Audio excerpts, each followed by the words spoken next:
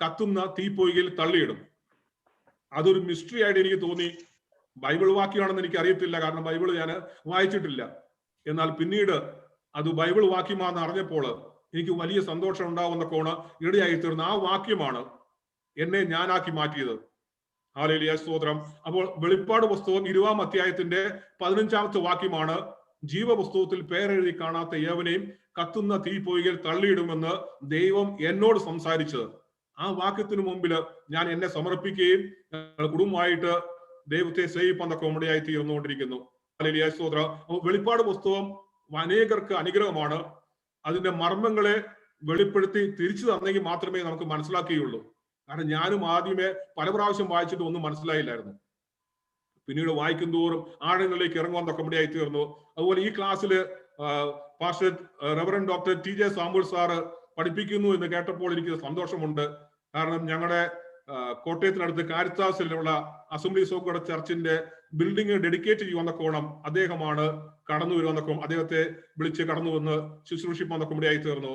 അതെനിക്ക് തോന്നുന്നു 1998 അപ്പൊ അന്ന് മുതല് പല പ്രാവശ്യം മാസയോഗത്തിലൊക്കെയും അദ്ദേഹത്തിന്റെ ശുശ്രൂഷ അനുഭവിപ്പാൻ, അനുഗ്രഹം പ്രാപിപ്പാൻ കോണിക്ക് ഇടയായി തീർന്നിട്ടുണ്ട്. നമുക്ക് ഞാൻ പറയാതെ തന്നെ നമുക്ക് എല്ലാവർക്കും അറിയാം, ലോക പ്രശസ്തനായ TJ സാമുൽ സാറാണ്, ബൈബിൾ പണ്ഡിതനാണ്. ഇതിനധികാലം തന്നിൽ കൂടി ദൈവം നമ്മോട് സംസാരിക്കേണ്ടതായിട്ട് പ്രാർത്ഥനയോടെ നമുക്കായിരിക്കാം. ഇപ്രകാരം ഒരു അവസരം ദൈവം നമുക്ക് ഒരുക്കി.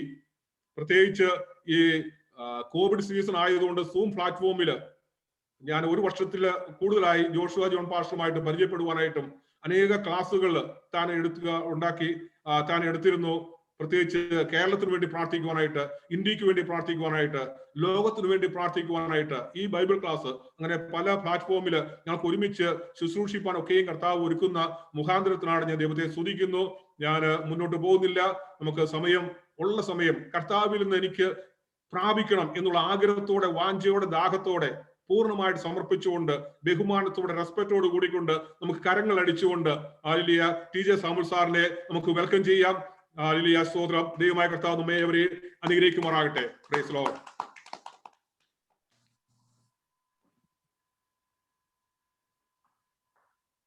TJ സാമുൽ സാറെ, പ്രൈസ് ലോർഡ്. കർത്താവിന് മഹത്വം.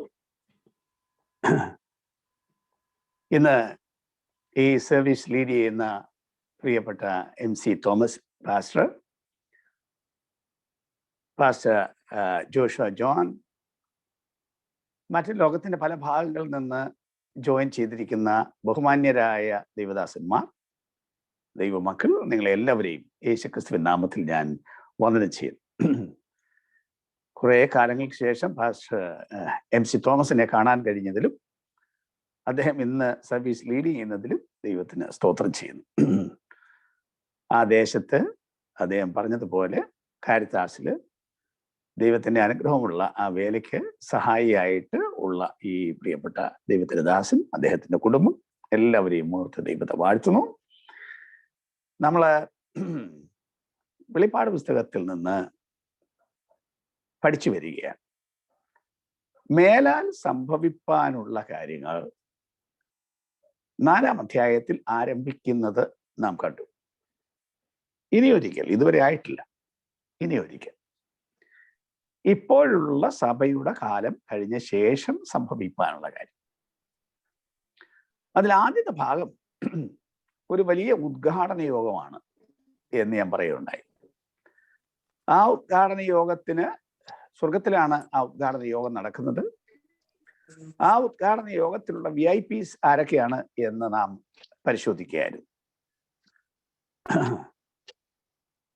അധ്യക്ഷനായി ദൈവമുണ്ട്, പിതാവായ ദൈവമുണ്ട്, പരിശുദ്ധാത്മാവ് അവിടെയുണ്ട്,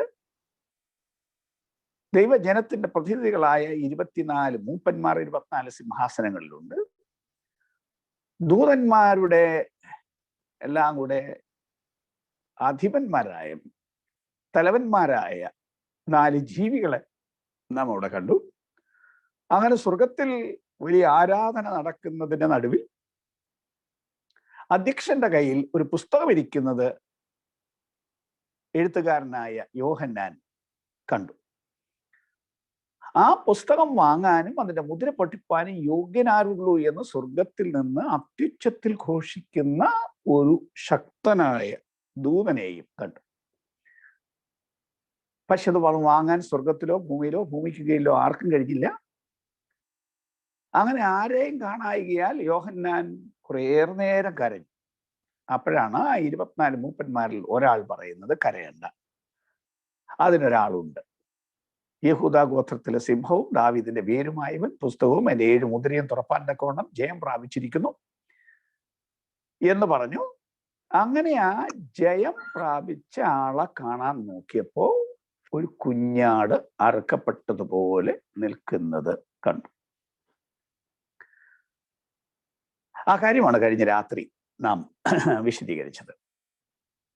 യേശുക്രിസ്തുവിന്റെ ജയം, ക്രൂശിൽ വരിച്ച ജയം, ആ അറുക്കപ്പെട്ട കുഞ്ഞാട് പാപയാഗമായി തീർന്ന്, പാപപരിഹാരമായി തീർന്ന്, പ്രായശ്ചിത്തമായി തീർന്ന് യേശുക്രിസ്തുവിന്റെ ജയത്തെക്കുറിച്ചാണ് അവിടെ പറഞ്ഞത്. അതൊരു ദിവസം ഔദ്യോഗികമായി സ്വർഗത്തിൽ നിന്ന് ദൈവസന്നിധിയിൽ തന്നെ പ്രഖ്യാപിക്കപ്പെടും.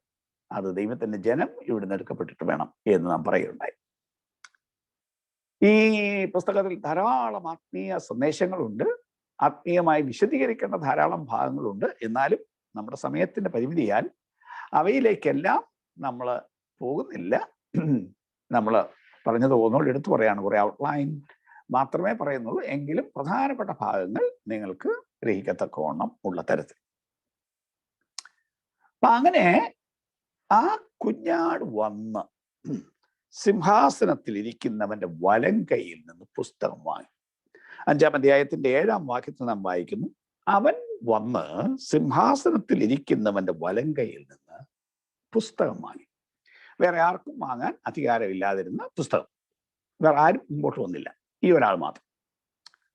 ബാക്കി എല്ലാവർക്കും അവസരം കൊടുത്തു, പക്ഷെ ആർക്കും രംഗത്ത് വരാൻ പറ്റിയില്ല.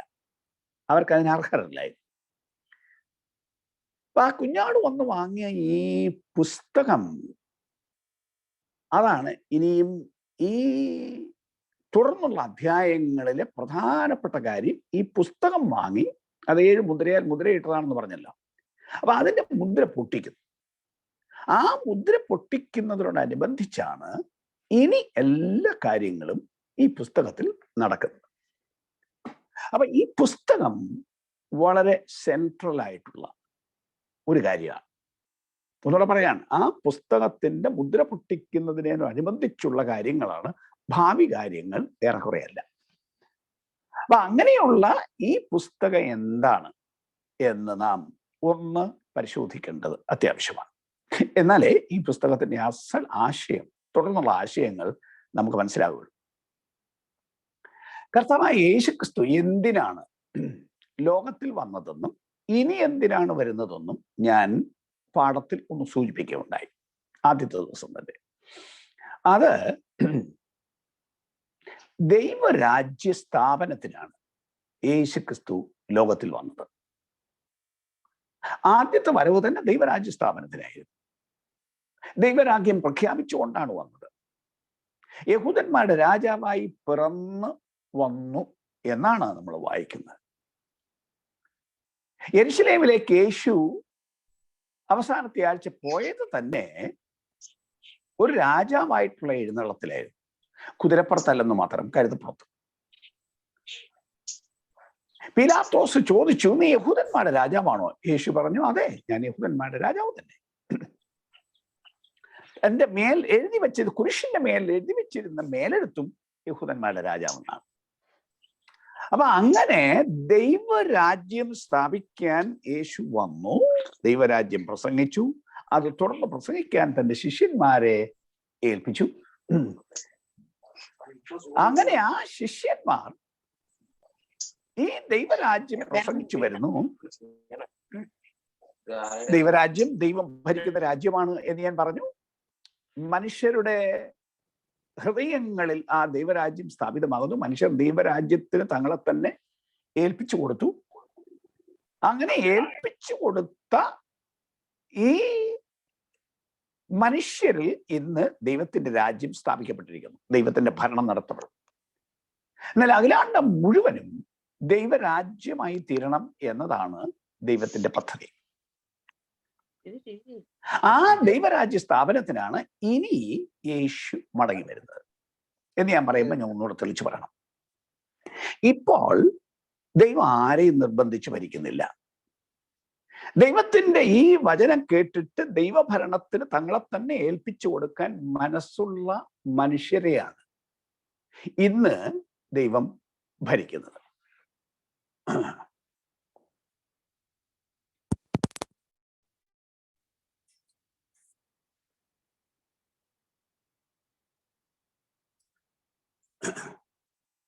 അങ്ങനെയുള്ള മനുഷ്യരെ ദൈവം ഇന്ന് ഭരിക്കുന്നു. അവിടുന്ന് ദൈവത്തിന്റെ രാജ്യമാണ്. എന്നാൽ എല്ലാ മനുഷ്യരെയും ദൈവം ഉണ്ടാക്കിയതാണ്. ദൈവം ഉണ്ടാക്കി സകല മനുഷ്യരെയും ദൈവം തന്നെ ഭരിക്കേണ്ടതുമാണ്. എന്റെ ശബ്ദം ക്ലിയർ ആണോ? ക്ലിയർ. ഓക്കെ.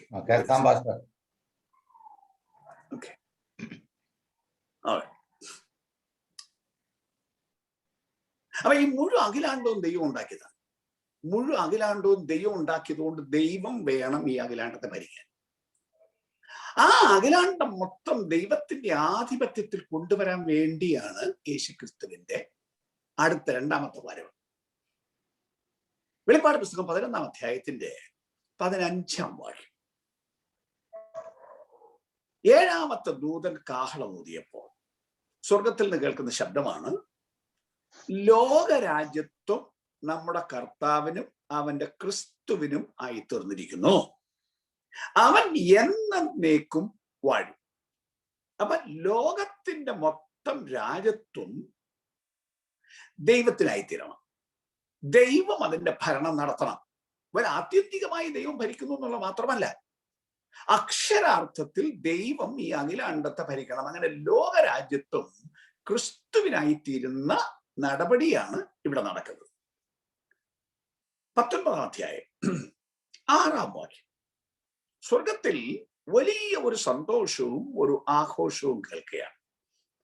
അവിടെ കേൾക്കുന്നത് ഹല്ലേലൂയ, സർവശക്തിയുടെ നമ്മുടെ ദൈവമായ കർത്താവ് രാജത്വം ഏറ്റിരിക്കുന്നു.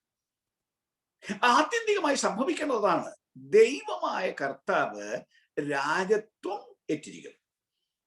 19-ാം അധ്യായത്തിന്റെ 16-ാം വാക്യം. സ്വർഗത്തിൽ നിന്ന് ക്രിസ്തു എഴുന്നള്ളി ഭൂമിയിലേക്ക് വരും. ആ ഭൂമിയിലേക്ക് എഴുന്നള്ളി വരുമ്പോ അവിടുത്തെ മേൽ ഒരു നാമം എഴുതിയിരിക്കുന്നു. ആ നാമം രാജാധി രാജാവ്, കർത്താധി കർത്താവ് എന്ന നാമമാണ്. അപ്പൊ യേശുക്രിസ്തുവിന്റെ മടങ്ങി വരവിന്റെ ഏറ്റവും പ്രധാനപ്പെട്ട ഉദ്ദേശം ദൈവരാജ്യ സ്ഥാപനമാണ്. ഞാൻ ഒന്നാമത്തെ ദിവസം പറഞ്ഞു, പെട്ടെന്ന് നമ്മുടെ മനസ്സിൽ യേശുക്രിസ്തു വരും, കാഹളം ധ്വനിക്കും, മരിച്ചവർ വിശുദ്ധന്മാർ ഉയർക്കും, ജീവനോടിരിക്കുന്നവർ രൂപാന്തരപ്പെടും, സ്വർഗത്തിൽ പോകും. ഇതൊക്കെയാണ് നമുക്ക് മനസ്സിൽ വെച്ചിരിക്കുന്ന ധാരണ.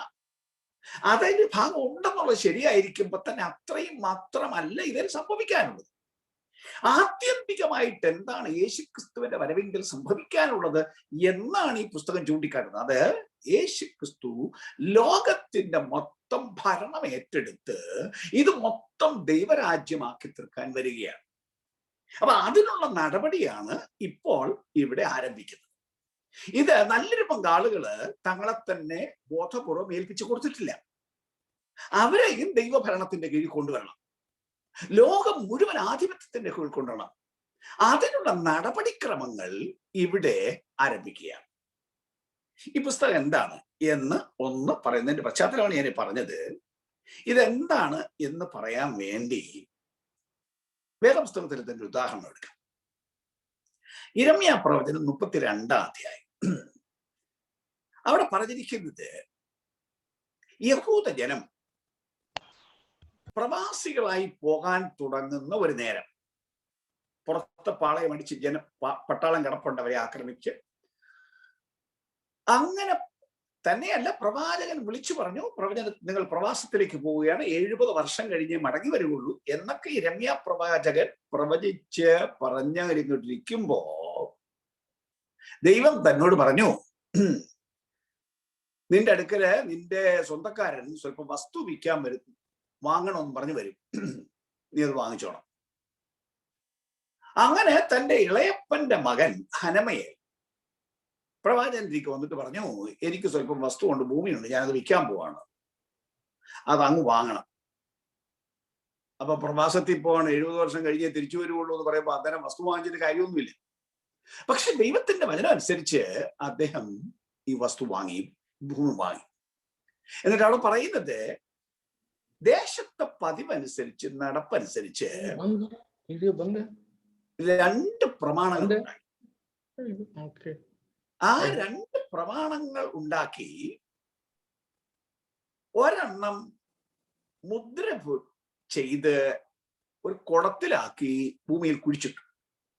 കാരണം ഇത് വളരെ കാലം കഴിഞ്ഞ് ഇനിയും ഈ വസ്തു കൈവശപ്പെടുത്താൻ പറ്റും, 70 വർഷം കഴിഞ്ഞിട്ട്.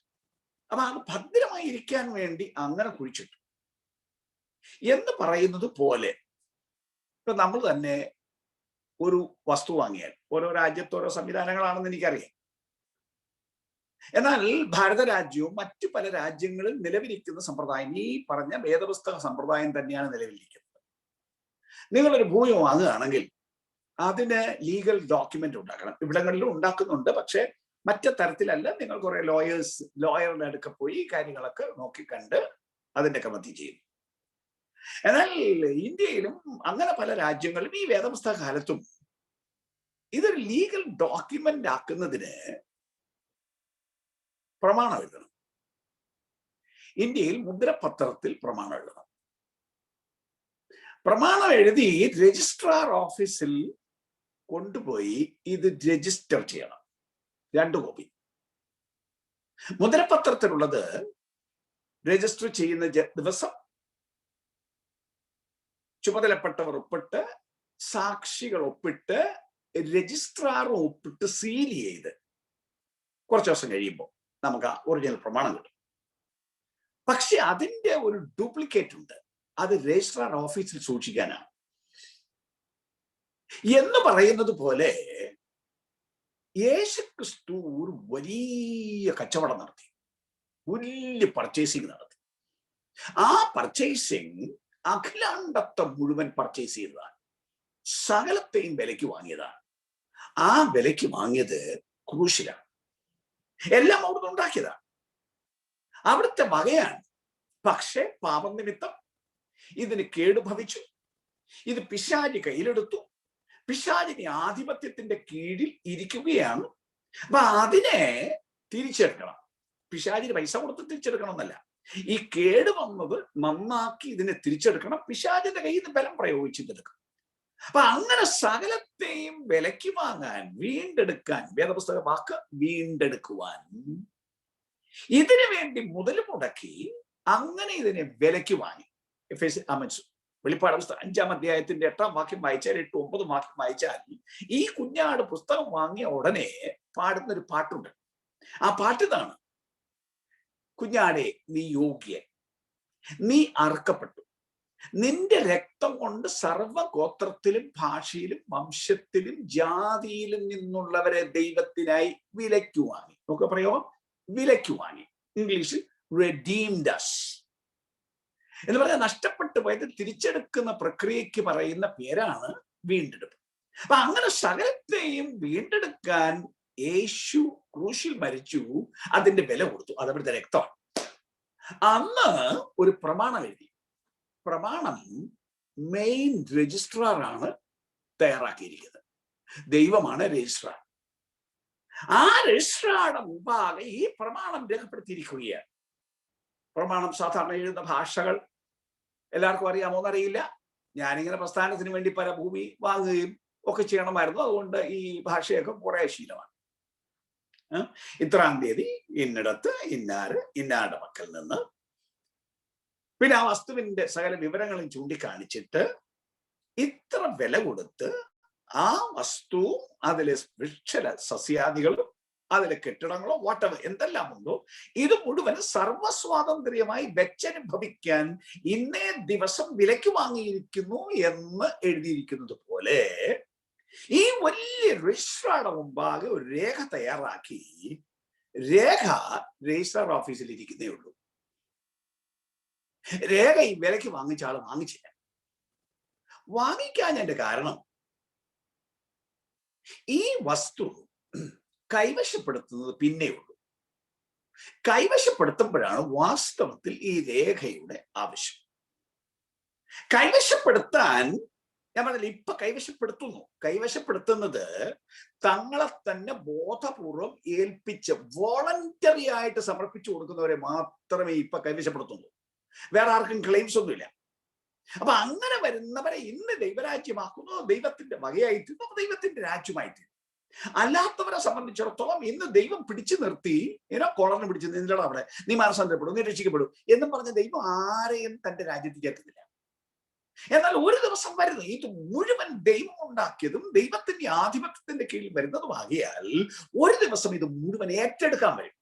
ആ ഏറ്റെടുക്കാൻ വരുമ്പോ ഈ പ്രമാണം വേണം എന്ന് പറഞ്ഞാൽ, ഞാൻ പറയും, ഭൂമിയിലെ ഭാഷയിലാണ് വേദപുസ്തകം എഴുതിയിരിക്കുന്നത്, നമുക്ക് മനസ്സിലാകുന്ന ഭാഷയിലാണ് എഴുതിയിരിക്കുന്നത് എന്ന് പറഞ്ഞാൽ, സ്വല്പം കൂടി തെളിച്ച് പറഞ്ഞാൽ, നമ്മൾ ഈ ഭൂമി വാങ്ങിയിട്ട് പല രാജ്യങ്ങളിലും കണ്ടമാനം പണം മുടക്കി വേണം ഈ പ്രമാണം എഴുതാൻ. ഹ്യൂജ് എമൗണ്ട് മുടക്കണം. ഭൂമിയുടെ വിലയ്ക്കനുസരിച്ച് അതിന് പ്രമാണക്കൂലിയും അതിന്റെ രജിസ്ട്രേഷൻ ഫീസും എല്ലാം കൂടെ ഒരു സമയത്ത് 12% വേണമായിരുന്നു ഭാരതത്തിൽ വസ്തു വാങ്ങാൻ. 12% വിലയുടെ 12% കൊടുക്കണമായിരുന്നു. എന്നാൽ ആളുകൾ കൊടുക്കും. വാസ്തവത്തിൽ ഒരാളെ ഇന്ന് വസ്തു വാങ്ങിച്ച് കാശും കൊടുത്ത് കയറിയൊക്കെ താമസിച്ച പോരെ. ഇത്രയും ഫീസ് ഈ രജിസ്ട്രേഷന് വേണ്ടി മുടക്കേണ്ട കാര്യമുണ്ടോ? അങ്ങനെ വേണേ ചെയ്യാം.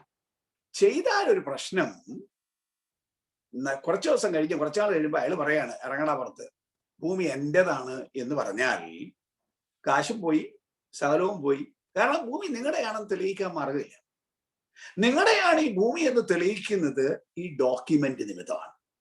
ഇതൊരു ലീഗൽ ഡോക്യുമെന്റ് ആണ്. ഇതാണ് ആ ഭൂമിയിൽ ഇദ്ദേഹത്തിന് അവകാശം എന്നതുപോലെ. ഇപ്പോ ഇത് ഉണ്ടാക്കിയ ആള് ദൈവമാണെങ്കിലും ഇതൊരുത്തന്റെ കൈവശത്തിലിരിക്കുകയാണ്. കൈവശത്തിലിരിക്കുന്നതിന് ഞാൻ നാടൻ ഭാഷയ്ക്ക് എന്ന് പറഞ്ഞ ഒരു കുടികിടപ്പുകാരൻ ഇതിനകത്ത് താമസം. കുടികിടപ്പുകാരൻ പിശാചാണ്. യോഹന്നാന്റെ 1-ാം ലേഖനം 5-ാം അധ്യായത്തിന്റെ 19-ാം വാക്യത്തിൽ നമ്മൾ വായിക്കുന്ന സർവ്വലോകവും ദുഷ്ടന്റെ അധീനതയിൽ കിടക്കും. യേശുക്രിസ്തുവിന്റെ ഒരിക്കൽ പിശാചി വന്ന് പരീക്ഷിക്കാൻ വന്ന സമയം നിങ്ങൾക്ക് ഓർമ്മയുണ്ടാവും.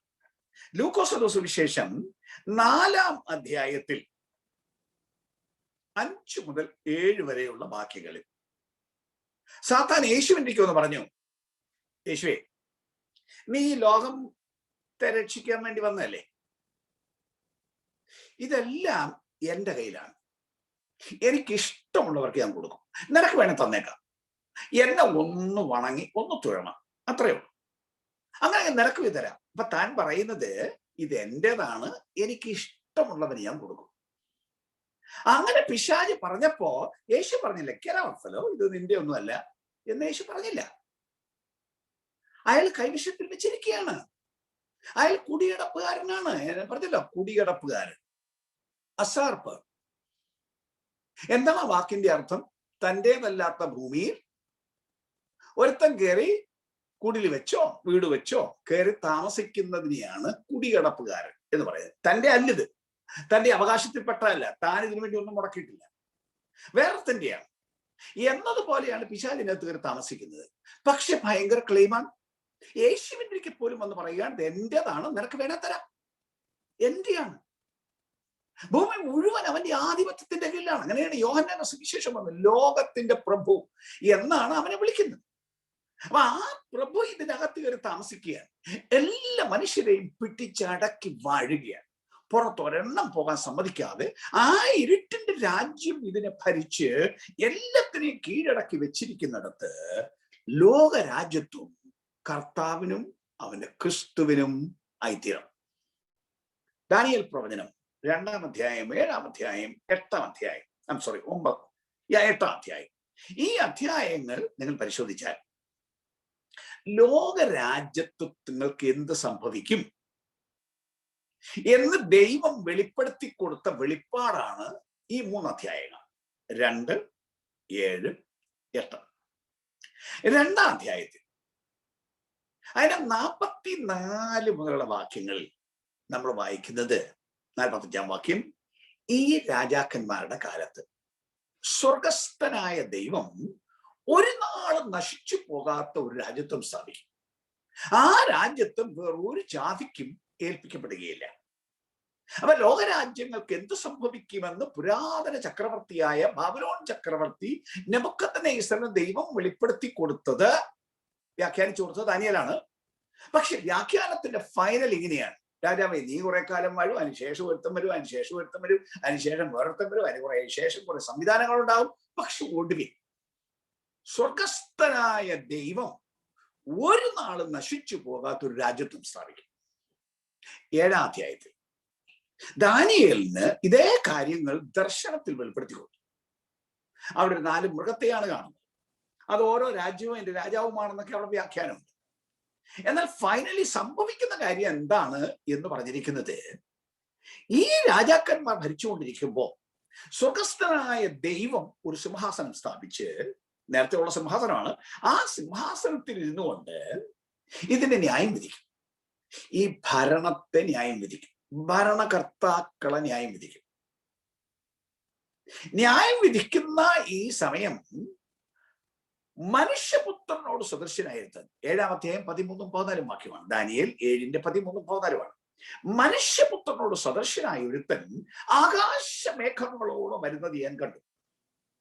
അവർ അവനെ വയോധികന്റെ അടുക്കൽ, അതായത് ഈ പുരാതന സിംഹാസനത്തിലിരിക്കുന്ന ദൈവത്തിന്റെ അടുക്കൽ കൊണ്ടുപോകും. സകല വംശങ്ങളും ഭാഷക്കാരും ജാതിക്കാരും അവനെ സേവിക്കേണ്ടതിന് അവൻ ആധിപത്യവും മഹത്വവും രാജത്വവും ലഭിച്ചു. നോക്കൂ, ആധിപത്യവും മഹത്വവും രാജത്വവും ലഭിച്ചു. സകല വംശക്കാരും ഭാഷക്കാരും ജാതിക്കാരും അവനെ സേവിക്കും. മുഴുവൻ അഖിലാണ്ടവും അവനെ സേവിക്കേണ്ടതിന് അവൻ ആധിപത്യവും മഹത്വവും രാജത്വവും ലഭിച്ചു. അവന്റെ ആധിപത്യം നീങ്ങിപ്പോകാത്ത നിത്യാധിപത്യമാണ്. അതിന്റെ 28-ാം വാക്യത്തിലേക്ക് വരുമ്പോ 27-ഉം 28-ഉം വാക്യങ്ങളിൽ ഈ മനുഷ്യപുത്രനോട് സദൃശ്യനായവൻ, ഇതാണ് വെളിപ്പാട് പുസ്തകം 1-ാം അധ്യായത്തിന്റെ 7-ാം വാക്യം. ഇതാ അവൻ മേഘാരൂഢനായി വരുന്നു. 1-ാം അധ്യായത്തിൽ ആ മനുഷ്യപുത്രനെ നമ്മൾ കണ്ടു, മഹത്വത്തിൽ ഇരിക്കുന്ന മനുഷ്യപുത്രൻ. അപ്പൊ ആ മനുഷ്യപുത്രൻ വന്ന് ആധിപത്യം ഏറ്റെടുക്കുന്നതാണ് ദാനിയേൽ കാണുന്നത്. അപ്പൊ ആ മനുഷ്യപുത്രൻ വന്ന് ഏറ്റെടുത്തിട്ട് 27-ാം വാക്യം 28-ഉം ഇത് അത്യുന്നതന്റെ വിശുദ്ധന്മാരായ ജനത്തിന് ലഭിക്കും. ഈ ആധിപത്യം, ലോകരാജ്യത്വം അത്യുന്നതന്റെ വിശുദ്ധന്മാരായ ജനത്തിന് ലഭിക്കും. ഇങ്ങനെയാകുന്നു കാര്യത്തിന്റെ സമാപ്തി. അങ്ങനെയാണ് അവിടെ എഴുതി നിർത്തിയിരിക്കുന്നത്. ഇങ്ങനെയാകുന്നു കാര്യത്തിന്റെ സമാപ്തി. അതായത് ഈ ലോകരാജ്യത്വം, ഇതിന്റെ ഭരണം വിശുദ്ധന് ഭരിക്കാൻ ദൈവം ഉണ്ടാക്കിയതാണ്. ഭൂമി പാപിക്ക് ഭരിക്കാൻ ഉണ്ടാക്കിയതല്ല. ഉൽപ്പത്തി പുസ്തകം 1-ാം അധ്യായത്തിന്റെ 28-ാം വാക്യം വായിച്ചു. ദൈവം മനുഷ്യനെ ഉണ്ടാക്കി, അവനെ അനുഗ്രഹിച്ചു. നിങ്ങൾ സന്താനപുഷ്ടിയുള്ളവരായി ഭൂമിയിൽ പെരുകി അതിൽ നിറഞ്ഞ് അതിനെ അടക്കി. 28-ാം വാക്യം, ഭൂമിയിലെ സകല ഭൂചര ജന്തുക്കളുടെ മേലും ആകാശത്തിലെ പറവകളുടെ മേലും സമുദ്രത്തിലെ സകല മത്സ്യങ്ങളുടെ മേലും വാഴുവീൻ എന്ന് കൽപ്പിച്ചാണ് മനുഷ്യനെ ആക്കിയത്. ദൈവം ഉണ്ടാക്കിയ വിശുദ്ധനാണ് ഭൂമിയെ ഭരിക്കേണ്ടത്.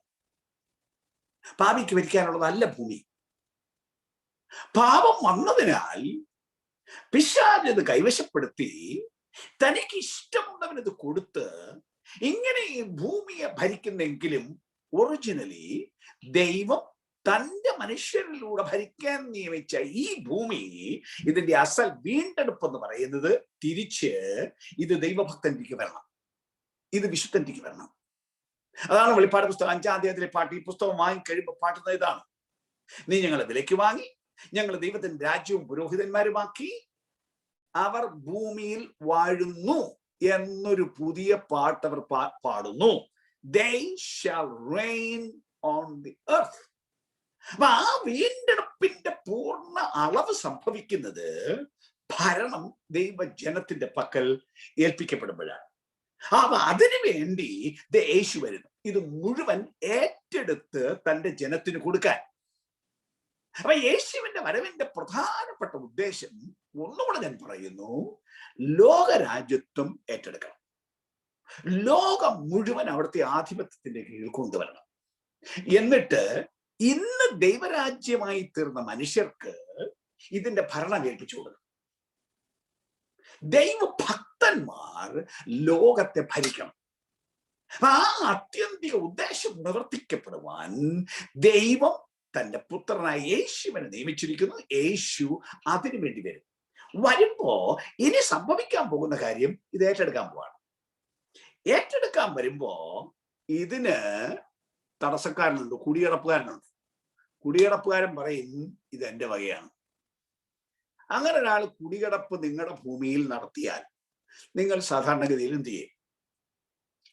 നല്ല ബലവും ആരോഗ്യം ഉണ്ടെങ്കിൽ അങ്ങോട്ട് ചെന്ന് അയാളെയും അയാളുടെ ഭാര്യയെല്ലാം കൂടെ പിടിച്ചിറക്കി റോഡിലോട്ട്, നല്ല തടിമിടുക്കുള്ള ആമ്പിളാരും കൂടെ വേണം, പൊക്കിയെടുത്തും കളയും. പക്ഷെ അതെപ്പോഴും സാധ്യമല്ല. കോടതി പോകും. ഇപ്പൊ ഇന്ത്യയിലൊക്കെ കോടതി പോയെന്ന് പറഞ്ഞാലും അവന് ഭൂമിയില്ല, അവനും കിടക്കാടം വേണം, അവന് നീ കൊടുക്കുന്നേ പറയത്തുള്ളൂ. അതേസമയം ഞാൻ നേരത്തെ പറഞ്ഞ പോലെ നല്ല തടിമിടുക്കും ഒക്കെ ആരോഗ്യമുള്ള പിള്ളേരുണ്ടെങ്കിൽ അപ്പനും പിള്ളേരും കൂടെ അങ്ങോട്ട് ഇവനെ എടുത്ത് പുറത്തു കളയും. ദൈവത്തിന് നല്ല ആരോഗ്യമാണ്, നല്ല കഴിവാണ്. ദൈവം ചെയ്യാൻ പോകുന്ന കാര്യം, ദൈവത്തിന്റെ ഓരോ ബറ്റാലിയൻ പോലീസിനെ അങ്ങോട്ടൊക്കെ ഇറക്കി വിടും. ഈ കാലത്ത് സംഭവിക്കാൻ പോകുന്ന ആ ഓരോ ബറ്റാലിയൻ ഇങ്ങോട്ട് വന്ന് കുറെ ദേശം ഓരോ ആക്രമണത്തിലങ്ങ് സ്വതന്ത്രമാക്കും. ദൈവത്തിന്റെ പോലീസ് എന്താന്ന് വെച്ചാൽ എല്ലാം ദൈവത്തിന്റെ പോലീസാണ്. ഒരു കാറ്റടിച്ചാൽ അത് ദൈവത്തിന്റെ പോലീസാണ്. ഒരു ഇടി വെട്ടിയാൽ അത് ദൈവത്തിന്റെ പോലീസാണ്. ഭൂമി ഒന്ന് കുലുങ്ങിയാൽ അതും ദൈവത്തിന്റെ പോലീസാണ്. എല്ലാം ദൈവത്തിന്റെ പോലീസാണ്. അപ്പൊ ദൈവത്തിന്റെ പോലീസ് ഇങ്ങോട്ട് വന്ന് ഓരോരോ ഭാഗത്ത് നിന്ന് ആളുകളെ നീക്കം ചെയ്ത് ഈ രാജ്യത്തെ സ്വതന്ത്രമായി ലോകത്തെ സ്വതന്ത്രമാക്കുന്ന പ്രക്രിയയാണ്. ദൈവത്തിന്റെ ജനം ഇവിടുന്ന് മാറ്റപ്പെട്ടു കഴിഞ്ഞാൽ ഉടൻ ഈ ഭൂമിയിൽ സംഭവിക്കാൻ പോകുന്നത്. അതാണ് ഇനി 6 മുതൽ 18 വരെയുള്ള അധ്യായങ്ങളിൽ വിശദീകരിച്ചിരിക്കുന്നത്. ഈ ഭൂമി സ്വതന്ത്രമാക്കി ദൈവജനത്തിന് ഏൽപ്പിച്ചു കൊടുക്കുന്ന പ്രക്രിയ. എങ്ങനെയാണ് ദൈവരാജ്യം സ്ഥാപിക്കുന്നത്? What is the process of the establishment of the kingdom of God on the earth? അതാണ് ഇതിന്റെ വിശദീകരണം. ഒന്നുകൂടെ പറയുന്നത്, the process of the establishment of God's kingdom on the earth. അതിന്റെ നടപടിക്രമങ്ങൾ ഇവിടെ വിശദീകരിക്കുക. ഇതിന്റെ നടപടിക്രമങ്ങൾ ഞാൻ പറഞ്ഞല്ലോ, വെളിപ്പാട് പുസ്തകം 6 മുതൽ 18 വരെയുള്ള അധ്യായങ്ങളിലാണ് രേഖപ്പെടുത്തിയിരിക്കുന്നത്. ഈ കാലഘട്ടത്തെ വെളിപ്പാട് പുസ്തകം പൊതുവെ വിശദീകരിക്കുന്നത് ഒരു പീഠാകാലം എന്ന ഇംഗ്ലീഷിലെ വാക്ക് ദി ഗ്രേറ്റ് ട്രിബുലേഷൻ, മഹാപീഠാകാലം എന്നാണ്. വെളിപ്പാട് പുസ്തകം 6 മുതൽ 18 വരെയുള്ള അധ്യായങ്ങളെയാണ് അങ്ങനെ വിളിക്കുന്നത്. നിങ്ങൾ കേട്ടിട്ടുണ്ടാവും മഹോപദ്രവകാലം. മഹോപദ്രവകാലം എന്ന് പറയുമ്പോ ഞാൻ പറയുന്നു, ഒന്നുകൂടെ പറയുകയാണ്, അതിന്റെ ഉദ്ദേശം എന്ന് പറയുന്നത് ദൈവരാജ്യം അഖിലാണ്ടത്തിൽ സ്ഥാപിക്കുക എന്നതാണ്. ദൈവരാജ്യം ഏറ്റെടുക്കുന്ന പ്രക്രിയയാണ് ഇതിലൂടെ സംഭവിക്കാൻ പോകുന്നത്. എന്നാൽ ഈ കാലത്തെ കുറിച്ച് ആളുകൾക്ക് പലതരം ധാരണകളും ചിന്തകളും ഉണ്ട്. ഈ പീഡാകാലം, മഹോപദ്രവകാലം, ദൈവജനം അതിൽ കൂടി കടന്നു പോകണം എന്ന് പറയുന്ന ഒരു കൂട്ടം ആളുകൾ ഉണ്ട്. അങ്ങനെയുള്ള പല ഡിബേറ്റ്സും നിങ്ങൾ പ്രത്യേകമായി ഈ അടുത്ത കാലത്ത് ഈ സോഷ്യൽ മീഡിയ എല്ലാം വന്നപ്പോൾ വ്യാപകമായി ഇതെല്ലാം നിങ്ങൾ കേട്ടിട്ടുണ്ടായിരിക്കും. നേരത്തെ ഈ സോഷ്യൽ മീഡിയ എന്ന് വരുന്നതിന് ഒത്തിരി പേർക്ക് അതിനെ കുറിച്ചൊന്നും അറിയില്ല. എന്നാൽ ഈ സോഷ്യൽ മീഡിയ വന്നപ്പോൾ ആരെങ്കിലും ഒരുത്തനെടുത്തിടും, പിന്നെ ഇങ്ങനെ കുറെ പേര് അങ്ങ് ചർച്ചയായി, സംസാരമായി, അങ്ങനെ കുറെ ഏറെ കേട്ടിട്ടുണ്ടാവും. അവർ പറയുന്നത്, യോഹന്നാന്റെ സുവിശേഷം 6-ാം അധ്യായം അതിന്റെ 33-ാം വാക്യത്തിൽ കർത്താവ് യേശു പറഞ്ഞിട്ടുണ്ട്, ലോകത്തിൽ നിങ്ങൾക്ക് കഷ്ടമുണ്ട്, എങ്കിലും ധൈര്യപ്പെടുവിൻ, ഞാൻ ലോകത്തെ ജയിച്ചിരിക്കുന്നു. മലയാളത്തിലെ വാക്യം കഷ്ടമുണ്ട് എന്നാണ്. ഇംഗ്ലീഷിൽ പറഞ്ഞിരിക്കുന്നത് in the world you have tribulation. അപ്പൊ ഈ കാലത്തിലും പറഞ്ഞിരിക്കുന്ന ട്രിബുലേഷൻ എന്ന്, മറ്റൊരു ഇംഗ്ലീഷിൽ പറഞ്ഞിരിക്കുന്നത് ട്രിബുലേഷൻ എന്നാണ്. അവിടെ മാത്രമല്ല, പ്രവൃത്തി പുസ്തകം 14-ാം അധ്യായം 22-ാം വാക്യം, 1 തെസ്സലോനിക്കർ 3-ാം അധ്യായം 4-ാം വാക്യം, വെളിപ്പാട് പുസ്തകം 1-ാം അധ്യായം 9-ാം വാക്യം, ഇവിടെയൊക്കെ കഷ്ടം എന്ന് മലയാളത്തിൽ പറഞ്ഞിരിക്കുന്നതിന് ഇംഗ്ലീഷ് ഉപയോഗിച്ചിരിക്കുന്ന പ്രയോഗം ട്രിബുലേഷൻ എന്നാണ്. അപ്പൊ അവർ പറയും ദൈവജനം ട്രിബുലേഷനിൽ കൂടെ പോകുന്നത് ദൈവം പറഞ്ഞിട്ടുണ്ട്, യേശു പറഞ്ഞിട്ടുണ്ട്, അതുകൊണ്ട് അവർക്കുള്ളതാണ് അത് എന്ന് അവർ പറയും.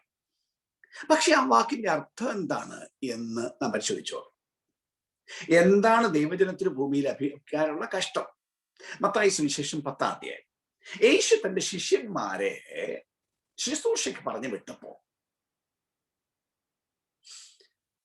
അതിന്റെ 16 മുതൽ 33 വരെയുള്ള വാക്യങ്ങളിൽ, മത്തായി 10-ാം അധ്യായം 16 മുതൽ 33 വരെയുള്ള വാക്യങ്ങളിൽ അവർ പറഞ്ഞു തുടങ്ങുന്ന ഇങ്ങനെയാണ്: ചെന്നായ്ക്കളുടെ നടുവിൽ ആടുകളെ പോലെ ഞാൻ നിങ്ങളെ അയക്കും. എന്നിട്ട് അവർ അഭിമുഖീകരിക്കേണ്ട പ്രശ്നങ്ങളെ കുറിച്ചുള്ള വിശദീകരണമാണ് അവിടെ യേശു പറഞ്ഞിരിക്കുന്നത്. ഇത് അവസാനത്തോളം സഹിച്ചു നിൽക്കുന്നവൻ രക്ഷിക്കപ്പെടും. അപ്പൊ അങ്ങനെ ഒരുപാട് കഷ്ടങ്ങൾ അവർക്ക് സംഭവിക്കും എന്നവിടെ പറഞ്ഞിട്ടുണ്ട്. പക്ഷെ ആ വേദഭാഗം നിങ്ങൾ പിന്നീടാണെങ്കിലും സൂക്ഷ്മമായി എടുത്തൊന്ന് പരിശോധിച്ചു നോക്കണം. അവിടെ പറഞ്ഞിരിക്കുന്ന കഷ്ടങ്ങൾ എന്നത് യേശുക്രിസ്തുവിന്റെ നാമനിമിത്തം വിശ്വാസികളായി തീർന്നതിന് നിമിത്തം അവർ അഭിമുഖീകരിക്കേണ്ടി വരുന്ന പ്രതിസന്ധികളാണ്.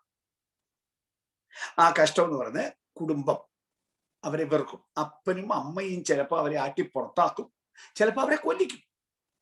മക്കൾ അമ്മയപ്പന്മാർക്ക് എതിരെ എഴുന്നേറ്റ് അവരെ കൊല്ലിക്കും. കാരണം ഈ വിശ്വാസം അവർക്ക് അങ്ങോട്ട് അംഗീകരിക്കാൻ കഴിയുന്നില്ല. അവരെ പള്ളി കൊണ്ടുപോയി അടിപ്പിക്കും, പോലീസിലേപ്പിക്കും. അങ്ങനെ അവരുടെ മേൽ കോടതിയിൽ കേസാവും. രാജാക്കന്മാർക്ക് നാടുവാഴികൾക്ക് മുമ്പാവും കൊണ്ടുപോകും. അപ്പൊ ഇതെല്ലാം സംഭവിക്കും. വെളിപ്പാട് പുസ്തകം 2-ാം അധ്യായത്തിൽ പറയുന്ന പോലെ പിശാച് അവരെ ഉപദ്രവിക്കും. 10 ദിവസം, അങ്ങനെയാണ് വെളിപ്പാട് പുസ്തകം 2-ാം അധ്യായം, 10 ദിവസം നിങ്ങൾക്ക് ഉപദ്രവം ഉണ്ടാകും. സാത്താൻ നിങ്ങളിൽ ചിലരെ തടവിലാക്കാൻ പോകുന്നു. 10 ദിവസം നിങ്ങൾക്ക് ഉപദ്രവം ഉണ്ടാവും. അപ്പൊ ഇങ്ങനെ മനുഷ്യരിൽ നിന്ന്, കുടുംബത്തിൽ നിന്ന്, സമൂഹത്തിൽ നിന്ന്, പള്ളിയിൽ നിന്ന്, സർക്കാരിൽ നിന്ന്, പിശാചിൽ നിന്ന് യേശുക്രിസ്തുവിന്റെ നാമനിമിത്തം ഉണ്ടാകുന്ന ഉപദ്രവങ്ങളെ കുറിച്ചാണ് യേശു പറഞ്ഞത്. അതാണ് നിങ്ങൾക്ക് ലോകത്തിൽ കഷ്ടമുണ്ടെന്ന് പറഞ്ഞത്. ഈ പീഡയുണ്ട് എന്നാണ് പറഞ്ഞത്. അല്ലാതെ വെളിപ്പാട് പുസ്തകത്തിൽ പറയുന്ന ഈ മഹാപീഡ ഉണ്ടാകും എന്നല്ല പറഞ്ഞത്. എന്താണെന്നോ വെളിപ്പാട് പുസ്തകത്തിൽ പറഞ്ഞിരിക്കുന്ന ഈ പീഡ? ആദ്യം ഒരു മുഖവരിയും നോക്കിയിട്ട് അതിന്റെ വിശദീകരണത്തിലേക്ക് പോവാം. 6-ാമത്തെ അധ്യായം, വെളിപ്പാട് പുസ്തകം 6-ാമത്തെ അധ്യായം, 6-ാം അധ്യായത്തിന്റെ 16-17 വാക്യങ്ങൾ നിങ്ങൾ ഒന്ന് ശ്രദ്ധിച്ചോളൂ. അതിന്റെ സ്വല്പം മുമ്പോട്ട് വായിക്കണം. 12 മുതൽ. 6-ാം മുദ്ര പൊട്ടിച്ചപ്പോൾ വലിയൊരു ഭൂകമ്പം ഉണ്ടായി. സൂര്യൻ കരിമ്പടം പോലെ കറുത്തു, ചന്ദ്രൻ മുഴുവനും രക്തതുല്യമായി തീർന്നു. അത്തിവൃക്ഷം പെരുങ്കാറ്റുകൊണ്ട് കുലുങ്ങിട്ട് കായ് ഉതിർക്കും പോലെ ആകാശത്തിൽ നക്ഷത്രങ്ങൾ ഭൂമിയിൽ വീണു. പുസ്തക ചുരുൾ ചുരുട്ടും പോലെ ആകാശം മാറിപ്പോയി. എല്ലാ മലയും ദ്വീപും സ്വസ്ഥാനത്ത് നിലയിപ്പോയി. ഭൂമിയിലെ രാജാക്കന്മാരും മഹത്തുക്കളും സഹസ്രാധിപന്മാരും ധനവാന്മാരും ബലവാന്മാരും സകല ദാസനും സ്വതന്ത്രനും ഗുഹകളിലും മലപ്പാറകളിലും ഒളിച്ചുകൊണ്ട് മലകളോടും പാറകളോടും ഞങ്ങളുടെ മേൽ വീഴുവീൻ, സിംഹാസനത്തിലിരിക്കുന്നവന്റെ മുഖം കാണാതവണ്ണോ കുഞ്ഞാടിന്റെ കോപം തട്ടാതവണ്ണവും ഞങ്ങളെ മറപ്പി. അവരുടെ മഹാകോപ ദിവസം വന്നു, ആർക്ക് നിൽപ്പാൻ കഴിയും? നോക്കൂ, അവരുടെ മഹാകോപ ദിവസം വന്നു, ആർക്ക് നിൽപ്പാൻ കഴിയും? അപ്പൊ ഈ കാലഘട്ടം എന്താണ്? ദൈവത്തിന്റെയും കുഞ്ഞാടിന്റെയും മഹാകോപ ദിവസം. ഭൂമിയുടെ മേൽ ദൈവത്തിന്റെ കോപവും ക്രോധവും ചൊരിയുന്ന കാലം. അതാണെന്ന് ജനത്തിന് ബോധ്യമായിട്ടുണ്ട്. അവര് വിളിച്ചു പറയാണ്, ഈ കൂടിയവരെല്ലാം വിളിച്ചു പറയുകയാണ്, അയ്യോ മലകളെ പാറകളെ, ഇത് താങ്ങാൻ മേല, ഒരു ഭൂകമ്പം ഉണ്ടായി ഞങ്ങളെ കൂടെ കൊന്നിരുന്നെങ്കിൽ ഇതെല്ലാം ഇനി അഭിമുഖീകരിക്കേണ്ട എല്ലാവരും. അപ്പൊ ദൈവ കോപത്തിന്റെ കാലമാണ് ഈ കാലം, ദൈവത്തിന്റെ മഹാകോപത്തിന്റെ കാലം.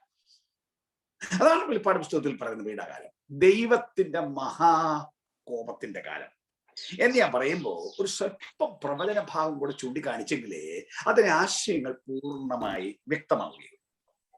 പഴയ നിയമത്തിൽ പറയുന്ന ഒരു പ്രയോഗമാണ് the day of the Lord, യഹോവയുടെ നാൾ, യഹോവയുടെ ദിവസം. രണ്ട് വാക്ക് ഉപയോഗിക്കുന്നത്, യഹോവയുടെ നാളെന്നോ യഹോവയുടെ ദിവസമെന്നോ. ഇംഗ്ലീഷിൽ the day of the Lord എന്ന് പറയുന്ന പ്രയോഗം എന്താണെന്നോ ഈ ഡേ ഓഫ് ദ ലോർഡ് എന്ന് പറയുന്ന ഈ പ്രയോഗം? യെശയ്യാ പ്രവചനം 13-ാം അധ്യായം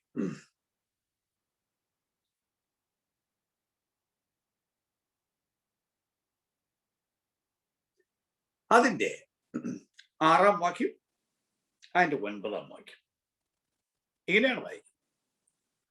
യഹോവയുടെ ദിവസം സമീപിച്ചിരിക്കൊണ്ട് മുറയിടുവിൻ,